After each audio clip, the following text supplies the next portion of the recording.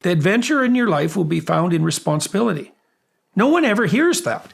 We haven't told young people that for like 60 years. It's in the difficulty. It's in the responsibility. It's not in the hedonistic self-gratification that, as I said, won't even satisfy a 2-year-old, not in the final analysis.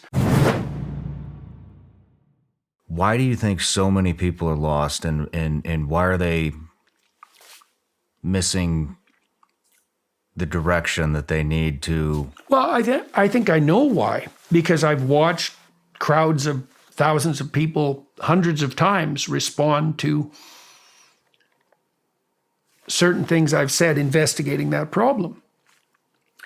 Since 1960, we've insisted that the purpose of your life is a kind of hedonistic happiness, that you have rights, which includes the rights to that hedonistic happiness. The capitalist marketers certainly capitalize on that just as much as the, governmental tyrants.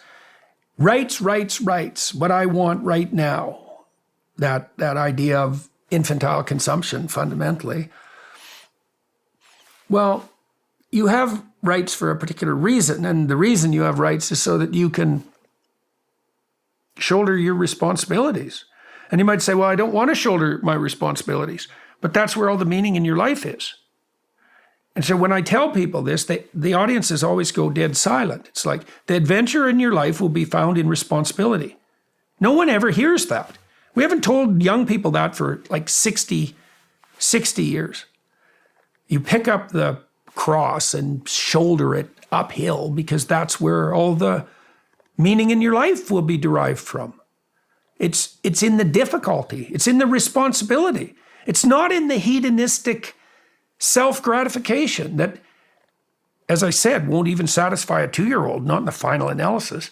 All you do is, if people just get what they want all the time, immediately, it's not like that ennobles their character. Like, obviously not. Your character is made noble by sacrifice, by the delay of gratification. That's all associated with maturity. And the community itself is a sacrificial. The community itself requires sacrifice on the part of the individual.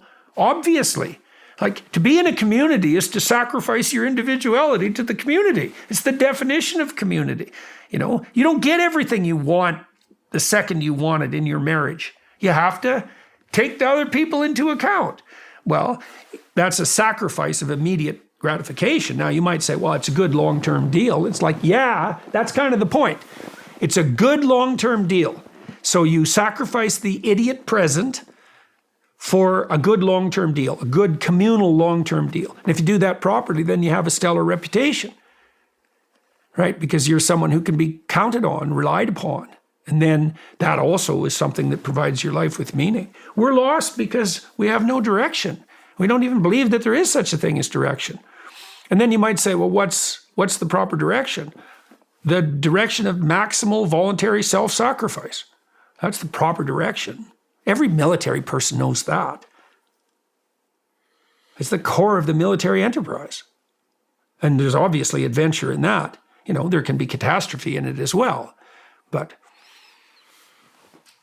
I wanted to also elaborate on what you were saying at the event on pride and how pride can trigger all of the negative emotions, depression, anxiety.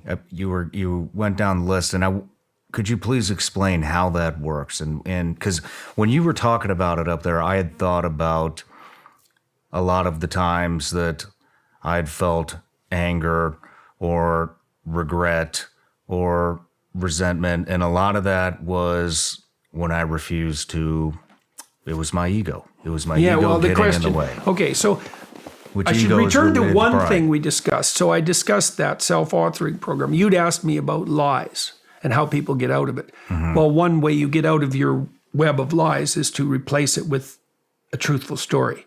And that has to cover your whole life, right? Past, present, and future. And so you retool your life if you want to escape from your web of lies. And you try to do that by laying out what happened as clearly as you possibly can, right? With no You lay out the unvarnished truth, and there's going to be real pain in that. This is a treatment for post-traumatic stress disorder, for example. So if the terrible thing that happened is in the past, because you don't want to do this if it's too soon. You have these psychologists who rush in to schools during a shooting and have the kids talk about it. All that does is make it worse. Like, it's a traumatic event.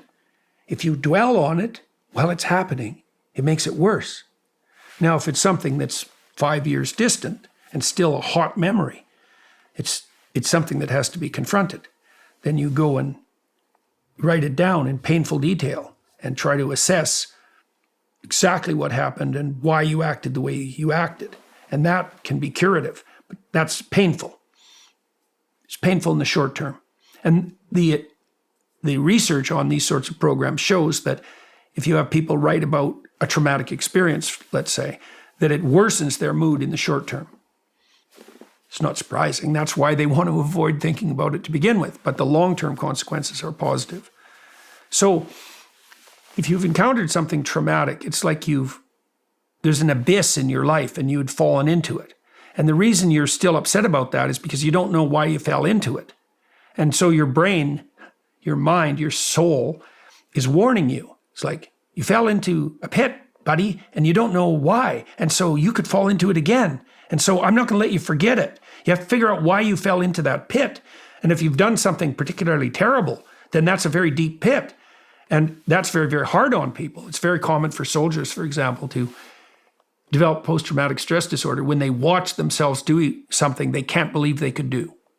And it flips their understanding of themselves upside down. They don't know who they are. And they also don't know who other people are. And they don't know what the world's like. It's not what they thought it was, that's for sure. And there's a lot more to them on the dark side, let's say, than they could have ever imagined. It's like, that's definitely the case. Well, how do you come to terms with that? You come to terms with that fundamentally. The deeper the trauma, the more a religious approach is necessary. Because if you're traumatized, you're in the landscape of good and evil. Right? You're traumatized by an encounter with evil.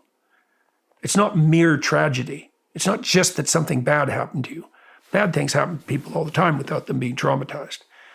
Usually if someone's traumatized, they've been bit by malevolence. Might be their own, might be someone else's. They've been bit by malevolence. They don't know what to do with that. They don't know what to do with the reality of evil.